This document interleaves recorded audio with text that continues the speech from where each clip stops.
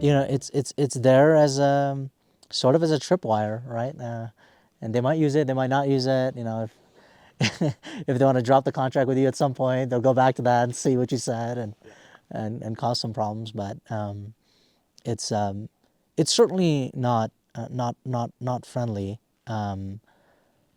Which gets to sort of like a very interesting thing that we've been thinking about, because we've answered like over 1.5 million security questions now on behalf of our customers as they're sort of like on the sell side selling to all the enterprise and upper mid-market organizations, governments around the world. And we got approached asking us about vendor assess, and we built out a TPRM solution, so we're helping companies assess vendors. And one of the things that's so fascinating about this on both the buy and sell side is how contentious this process is.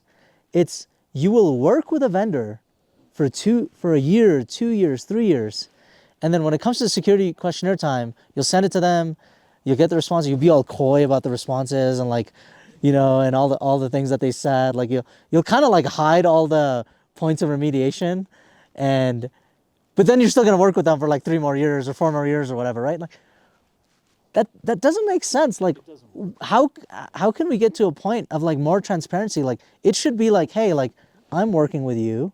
We're probably going to work with you again. We just did an assessment. Here's what we found. Did you remediate these or not? Or what's the timeline? Can we get that? I just gave you a free security assessment, by the way, right? Like in that, like I did the assessment. You might end up paying a consultant thousands of dollars for that. We just did it as part of our procurement process.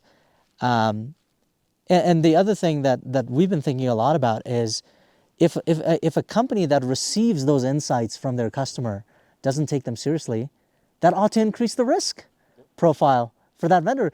It should change the risk metric, and it should change the risk equation, and you ought to go start exploring for other solutions in that same space. Maybe use Productiv for something like that, or other tools, right? And so how do we get to a place where this highly contentious and almost like you're playing poker with people and like hiding your cards gets to a more collaborative world? When I'm doing my assessments, I kind of split it into 2 buckets. The first, and this is really effectively all I use the SOC 2 for, is trying to quickly understand who I'm doing business with. What does your company do? What kind of data do you access? Where does that data go? Back to my point earlier, what risk do I care about? And then the second bucket falls into, okay, what gaps or issues do you currently have? And so to get that, I tend to look at 3 things. I look at your pen test report. I look at any third-party risk assessments, so like a gap assessment. Are there any known gaps? And that's kind of what questionnaires are trying to get to, but like very rarely do they surface much that's valid. And then I search the web. Have you had a recent compromise in the last 3 years?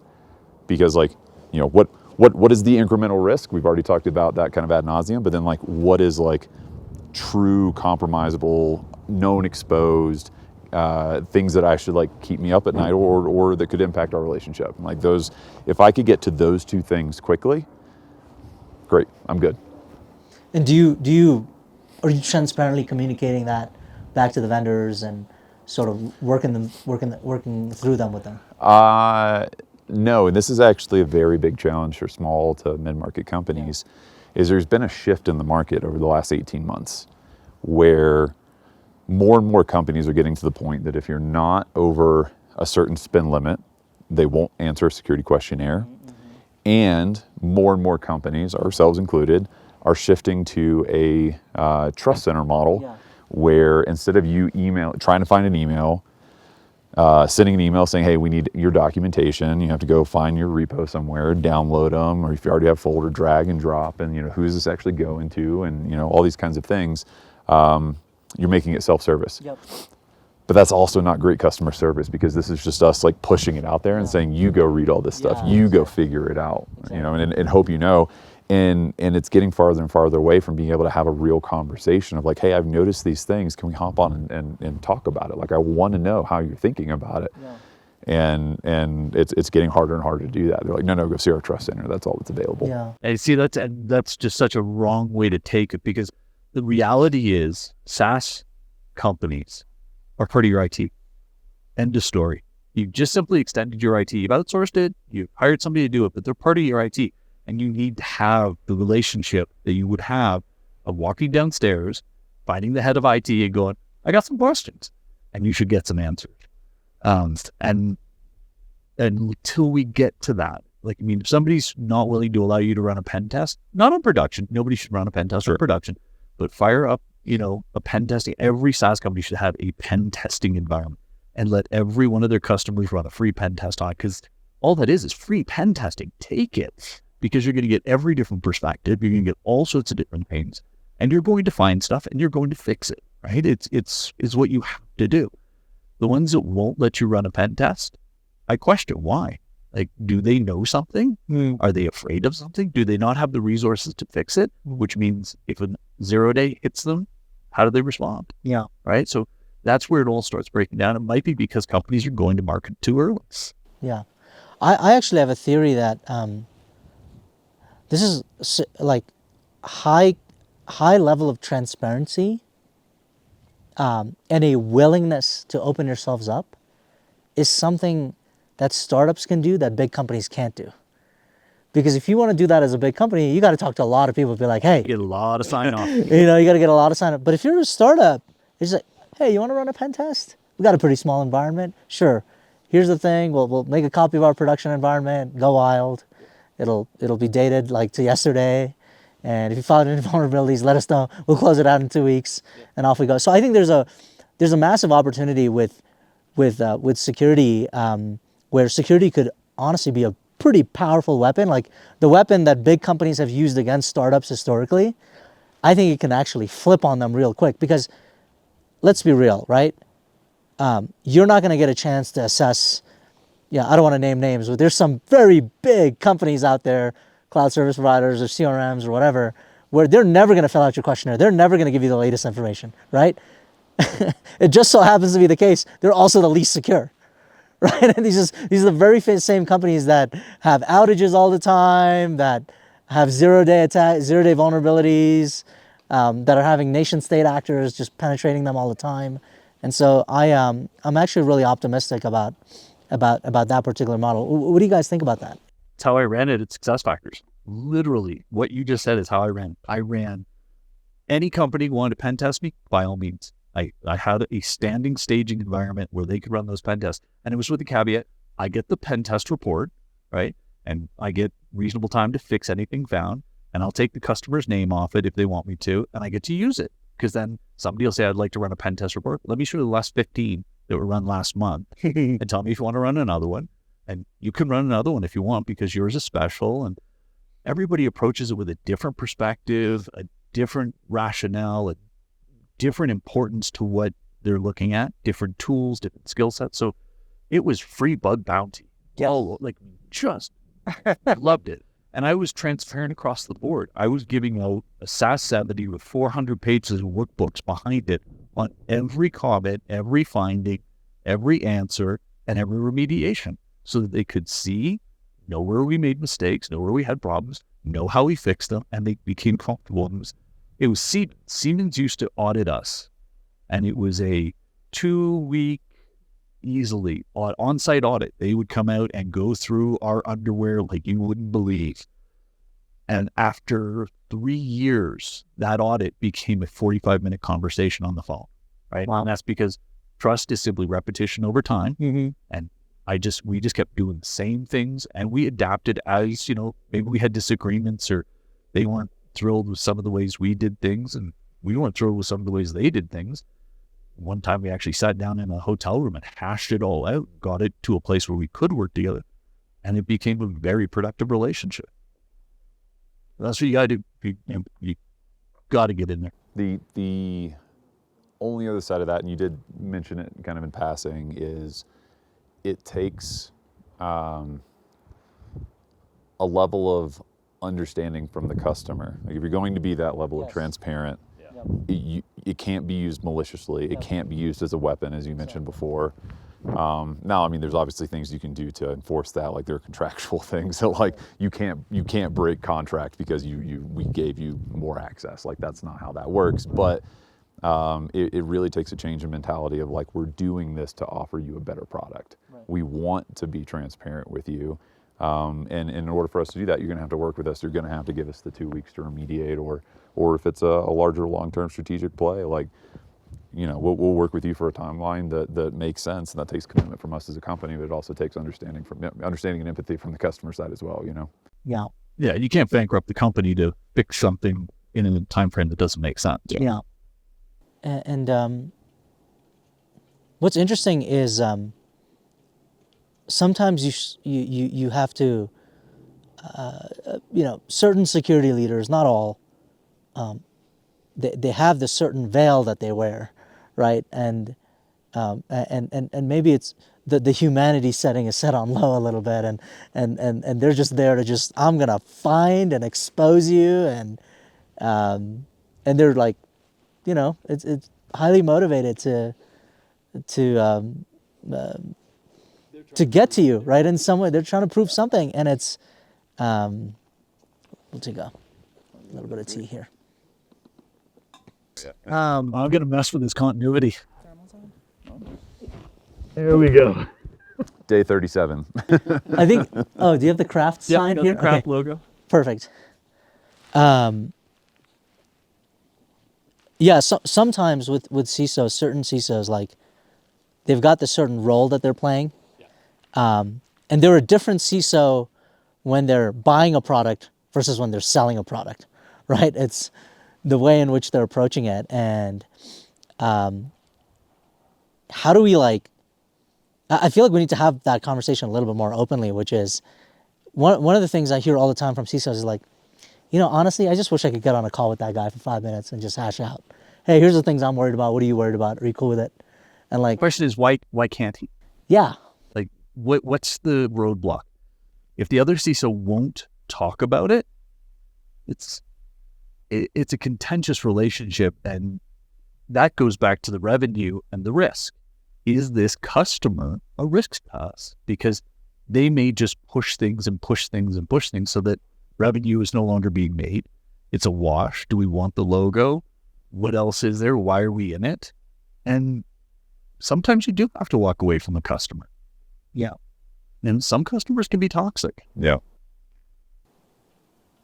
Have you ever had that, like you know, you as a head of InfoSec trying to level with another security leader, but they just wouldn't understand? Yeah. As us as the customer, obviously, or sorry, us as the vendor. Yeah. Trying to drive better adoption with the customer. This particular customer, there's a couple different divisions, and so like they had purchased enough license for the whole company, and we were trying to like help them, you know, give them better access to the data, let them benefit from the power of our platform. Right. And this one particular group, just they weren't willing to budge, and so I offered, you know, exactly like, hey, let me hop on. I'm happy to answer any questions. I'm a huge proponent of transparency. You know, I mentioned one of our company values is earn customer love. My personal value is earn trust. So you earn love by starting with the trust factor. So like, what can I do? What information can I give you? Like, do you want to audit? Like, we want you to get that value. And they came in guns blazing, and there was just almost nothing that could be said. Like, oh, I don't think you'll be able to get there. Like, well, tell me what it would take. Yeah. You know, don't count me out before you've even put me in the race. Yeah. And so sometimes there are personalities at play. There are, and there may be other motivators, right? Like, I'm not going to comment. Maybe they're having a bad day. Maybe there were, risk or vulnerabilities or breaches or things that they've experienced that I don't have visibility into. Yeah. So again, I always try to have empathy for the situation, but they could be gun shy from a previous. Yeah, totally. I get it, but I can't help if they don't let me. Or they don't have the executive support, right? Yeah. Where they know that, like, if they say, they might want to say yes to you, but they know if something goes wrong, it's their head on the chopping block, right?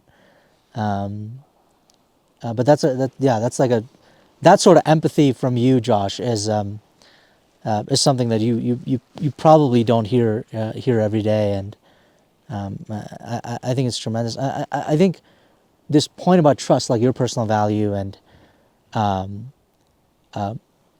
think you had made an earlier point, Bill, about repeated interactions are what really breed trust. I really feel like in the current era, we're really shifting from this sort of like binary, like you either trust or you don't trust, right? You either are going to work with this company or you're not going to work with this company, where you're renewing contracts every year. You're starting with a small engagement and then tacking other things on, and you're sort of like, trust is a function of sort of repeated assurance in many ways, right? It's assurance at the point of sale, assurance when you're trying to unlock some type of feature that needs more data access, assurance at the renewal point, assurance when you're trying to close a multi-year agreement with that customer, assurance when the key decision makers or champions leave and new people come in. So that Assurance when something goes horribly wrong. assurance when something goes horribly wrong. Everything breaks, right? Everything breaks. Everything. That is a key point for transparency. When something breaks, be transparent. Own it, fix it, and it's really about how you respond to it. Yep. I will have vendors where things go wrong. I'm fine with that. But how you respond to it, how you fix it, how you help get me to the other side where I'm back to happy with what I'm that's the key. That's where the trust comes in, because then I know, I don't have to really stare at this thing all day. I know something will go wrong. I know they'll fix it. I know I'll be okay. I can start thinking about other things.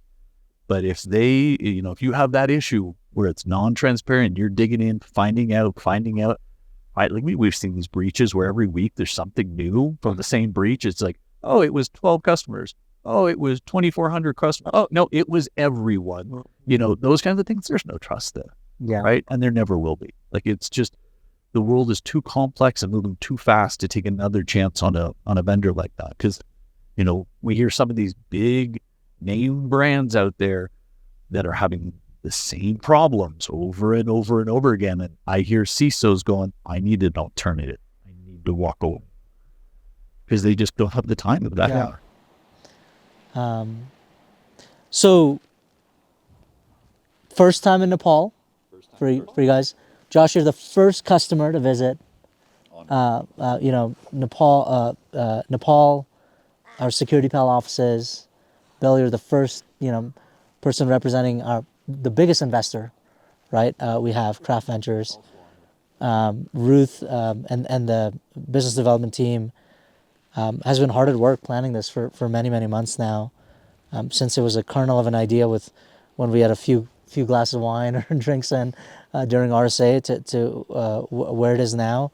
Can you just talk a little bit about your experience coming to Kathmandu, seeing our office, meeting the team?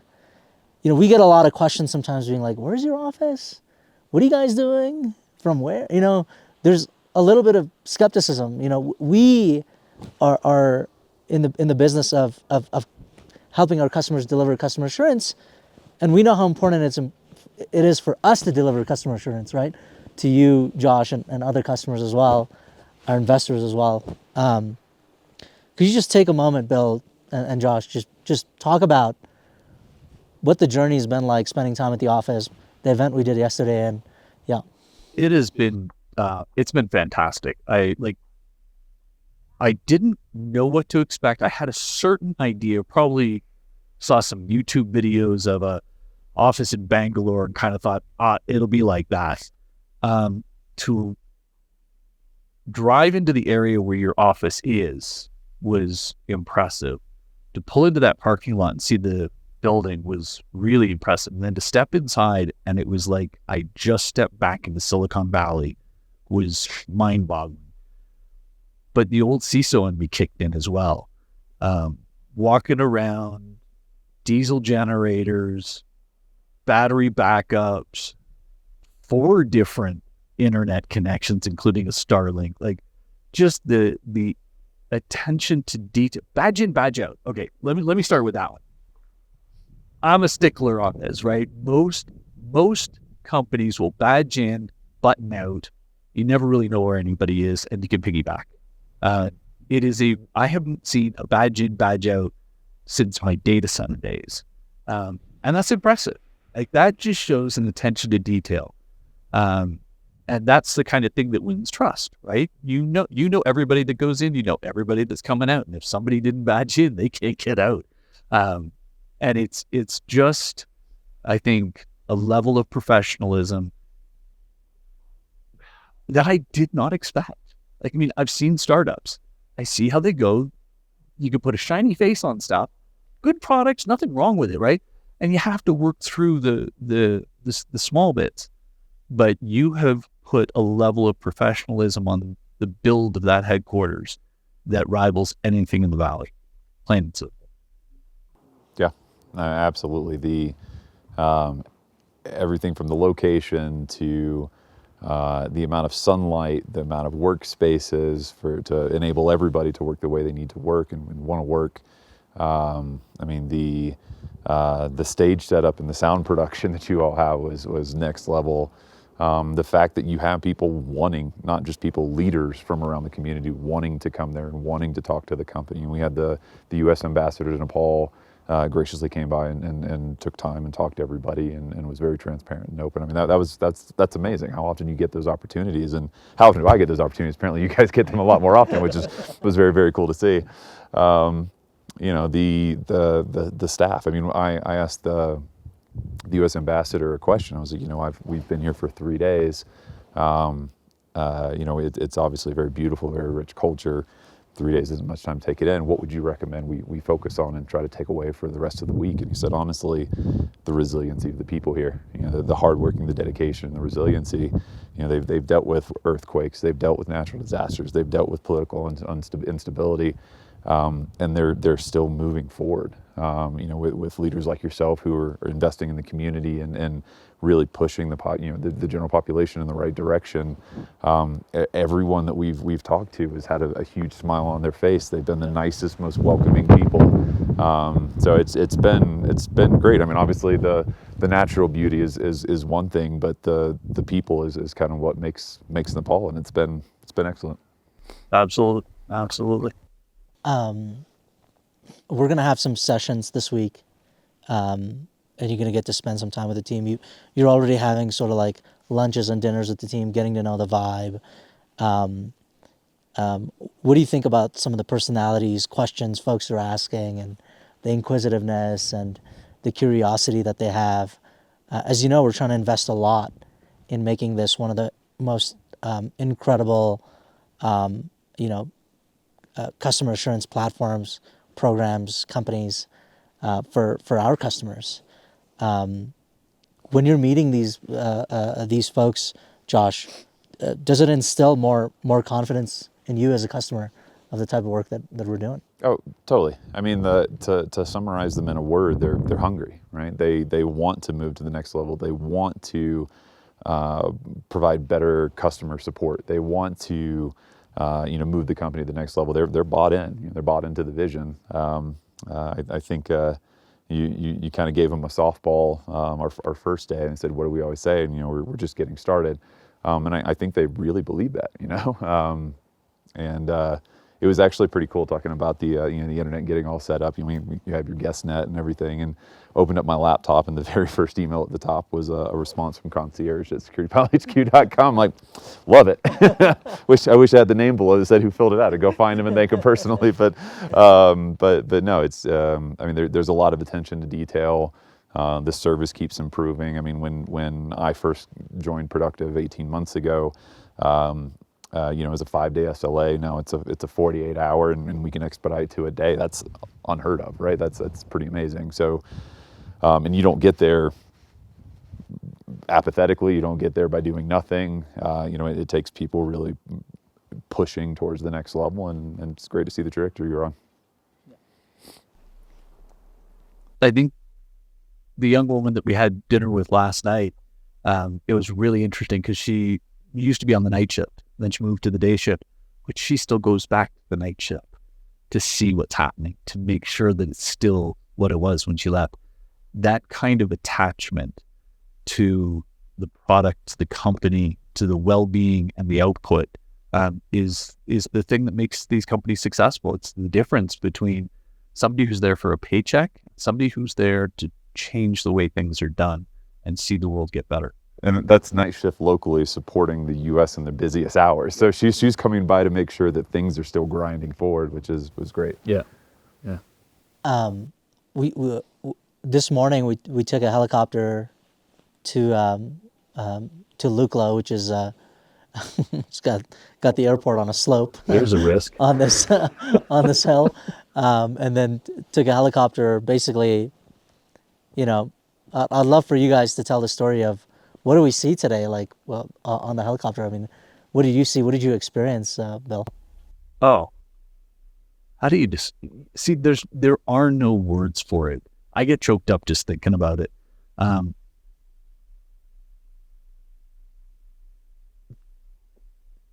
The earth, Mother Nature is wondrous.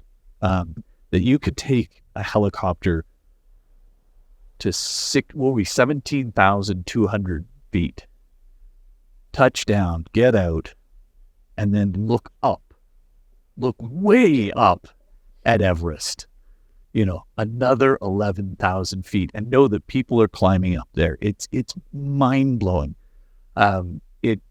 It is something that you cannot look at a YouTube video, or I don't even think Apple Vision Pro will do it justice. It might come close, but there is an awe in the silence. Like when we got out of the helicopter here and it pulled away, and just the peace, the calm, you could hear voices from hundreds of yards away talking, because there's no extremes, there's no hum of the world, there's no cars, there's no nothing. It is a place that I wish everybody could see, just to experience it. Yeah, I mean, it's one of those things when you finally see it, you just have to sit in silence and try, poorly, but try to take it in, because it's not, one mountain or two mountains or three mountains. I mean, it's the range, and you're surrounded, and every one of them just makes you feel minuscule, and they're all, some of them are snow-capped, some of them are rocky, some of them, there's glacier rivers running by. I mean, it's just everything around you, and it's just peaceful. Yeah. It's a lot and a little all at the same time. You get out of the helicopter, your jacket's undone, you have no gloves on. You walk to the edge, you stand by the rock, and you're taking it all in, and then you realize it's -8 with a wind chill. And it took 2 or 3 minutes before I even felt anything that resembled cold, because everything shuts down and your brain is just trying to process the enormity of what's around you. Yeah, Ruth, I mean, what did you feel? 3 minutes before we sort of, I told everybody that I've spoken to today, like, about this, but going into base camp, even before you realize it, like, it's base camp, like, just time stood still for like 5-7 minutes, and I don't remember those 5. It could be like the lack of oxygen to my brain, but like it was just so much to take in. It was something I've always wanted to see. Like, I'm getting checked up too now. Well, and we went in stages, and so I was the last to go. And Ruth texted me. She just said, "It's so much better than you could have even imagined." Yeah, and even with that comment, like, people could have told me it's the most amazing thing, and I still would have been shocked, right? Like, it's one of those things where, like, you cannot hype it up enough. In many ways, the words don't do it justice. Yeah, the words don't do it. Experience is the only thing that will truly bring it to you. Yeah. Yeah, my poor photographs definitely aren't going to do it justice. Yeah. It's not going to stop me from posting them, but glad we have some incredible. I see why people climb. Yeah. Right. Yeah. I mean, I have no desire to, but I can see why they trek. Why you would spend 7 days. I'm ready for base camp. I'm ready to. I'm ready for Everest base camp. So as we sort of wrap this up, I'd love to, like, ask you guys,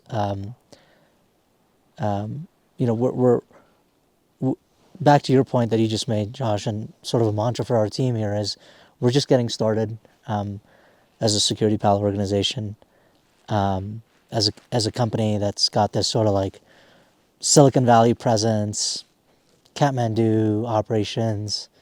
We've got a pretty large team in New York. We're serving customers all over the world. What pieces of advice do you have for Security Pal? Good question.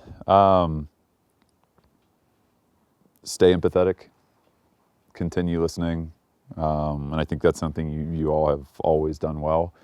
I think you all were, I think my first renewal after I started with Productiv, and we had some things to talk about, and I think the team very quickly mobilized. They heard what I had to say, and pivoted to what's probably my strongest vendor relationship. And so I would say just maintain that empathy, continue to listen to your customers, and I think that has sort of led you into the growth areas that you're looking into now. Third-party risk management, some of these others, operations, right? Like it's because you're hearing your customers ask, and you have the talent pool here in Kathmandu and globally, obviously, but to be able to service that. Yeah, definitely. Stay humble. The fact that nobody has an office that everybody can use any office. There's no CEO office, I think, is brilliant. Stay humble and stay empathetic to your customers, because that will show you those paths where you can take the knowledge that you now have and start to do better, create more and bring better and larger products out there. Because you have a wealth of data in there, you have a wealth of knowledge, you have a team that's hungry and fired up and enthusiastic. I can't believe how many smiling faces I saw, for Josh and all. Like, we're not that great. Us two sitting up there. I did not see one person look down at a phone, right? You spend enough time on stages, half the people are looking down. They were all looking, we were all listening, we were all interested in getting better and developing. And I think if you just keep that culture alive, you'll be wildly successful. Yeah, we have, back to your point about resilience, there's something about, and I can say this as somebody, I grew up in the States, and, my passport says I'm an American, but I lived in I was born in Nepal. I lived here for 7 years, and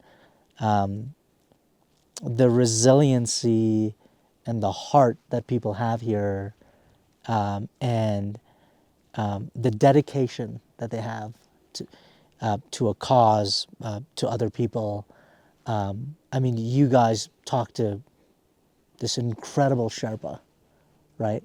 Just one of the most humble, selfless human beings. Ruth, can you just talk about that story about the oxygen and this Sherpa that you guys met the other day? Yeah, we met a Sherpa that he's summited 30 peaks over 8,000 meters, Everest 10 times, and holds a few Guinness World Records for fastest up Everest. And he wanted to take pictures with us. And I don't know about you guys, but I'd be like shouting about what I've done. And he was just incredibly humble and sweet. And he said something that blew my mind. And I think I'm starting to see this as indicative of Nepali people, that if they were climbing, the Sherpas are climbing with you, and your oxygen hose breaks, they'll give you theirs.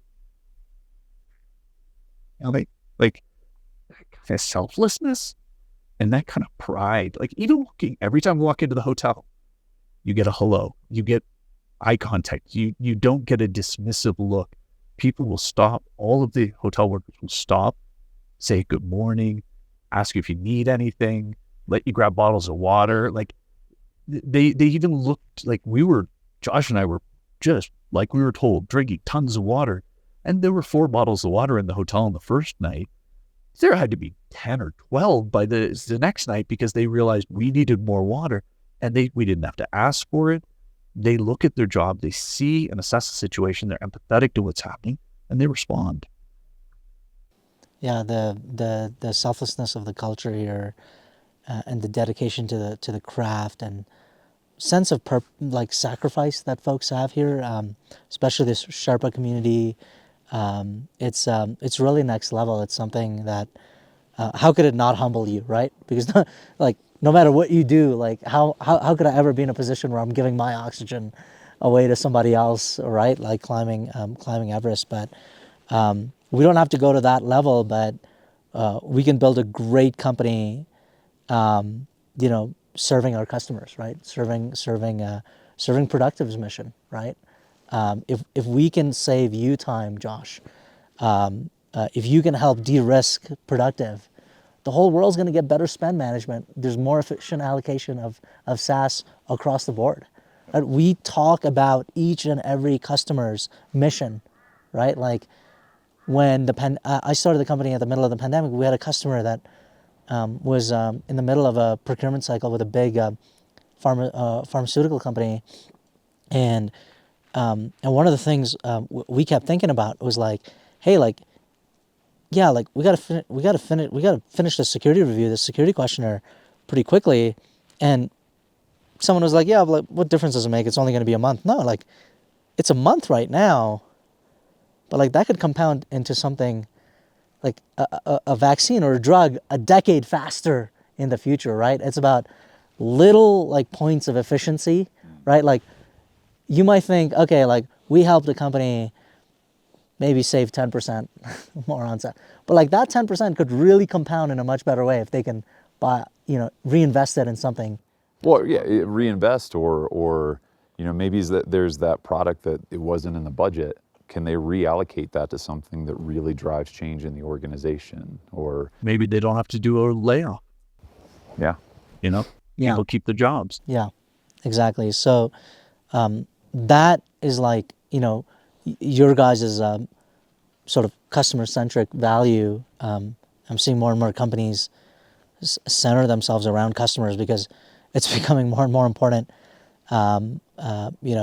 Customer revenue is becoming such an important part of a company's growth lever and raison d'etre, like why they exist. And for us, like being extremely customer-centric and actually understanding the mission of that customer. Because we really see it as like, hey, if we could save the security and GRC time, team time, if we could save the revenue time, team time, if we could absorb some of this BS that they have to deal with, it's important. Like, don't get me wrong, but if we can absorb some of those workloads, and that's really our motivation. That's what you're seeing amongst the team. That's why the team is smiling, because they have a sense of purpose, right? They're not just they're not just looking at themselves as folks that are completing a set of forms or clicking a bunch of boxes, right? Like there's real purpose and dedication behind that. And it brings us a lot of joy that we have the support of customers like you. And the feedback is so important, right? The feedback that you provided us at the beginning, it's directly led to us improving our processes. So often a customer, there'll be a leadership change and the customer will just leave without ever having a conversation, right? It's just so easy to do that, right? But you took the time to do that. You took the time to share feedback with us.